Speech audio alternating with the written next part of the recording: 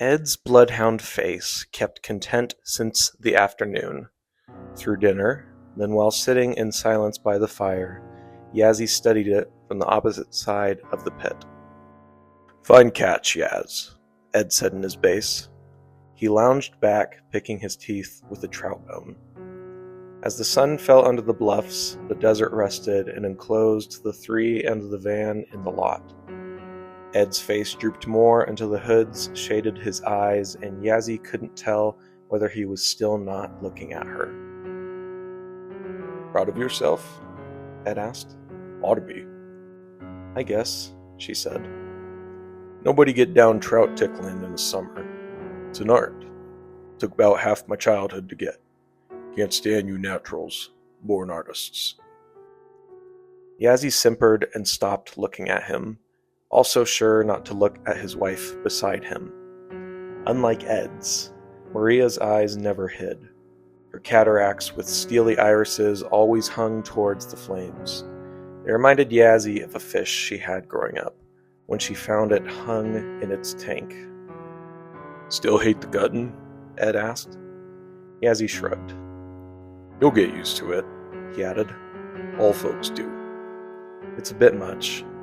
"Sure, but you will." "If I want to." "Pardon?" "I'm not sure I want to get used to gutting, like I'm not sure if I want to be proud of catching fish, even barehanded." "Great skills."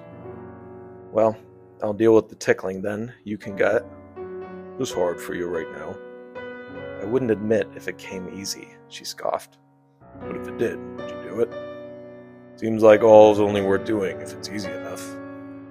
Yazzie caught the shadow over Ed's eyes directed at her. She glared back for a moment, then returned to the fire and hugged her legs. Ed checked between his and Maria's chairs.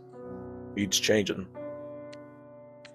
Yazzie got up and knelt to Maria and pulled the bag at her feet from the catheter hanging out of her skirt.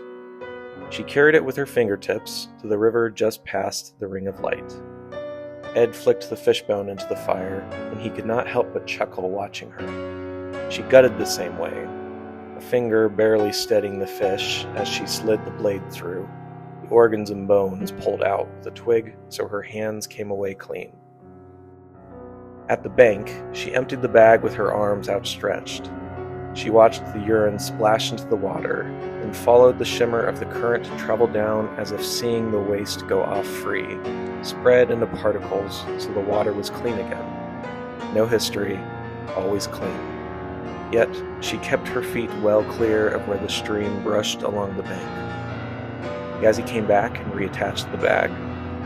"The bed?" she asked. "Might as well." Yazzie pulled Maria up, their faces inches apart, the dead fish hung so close. She gasped and let go. When the old woman teetered backwards, Yazzie reached out and snatched an arm, pulling the loose skin. Maria yelped. Her gravelly cries resounded through the night. Ed rushed over while Yazzie held for too long, and he helped ease Maria straight and slung her arms over their shoulders. They rushed her to the van, and down to the cot where she whimpered and curled up on her side. Yazzie cleaned the wound and dressed it, and slipped tramadol with water into Maria's mouth. The bony arm in its thick bandage shivered on the sheet. "Just right," Ed sighed. "She's all right." Maria's eyelids fell, and the fish rested. With the cabin door of the van sealed, Ed and Yazzie returned to the fire.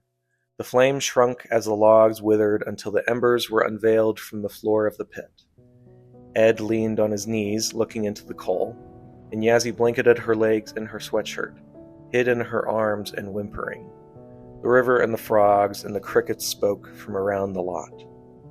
"You're all right there, Yaz," said Ed. "Don't worry yourself."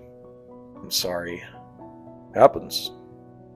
She hugged her legs and shivered, eyes down into herself.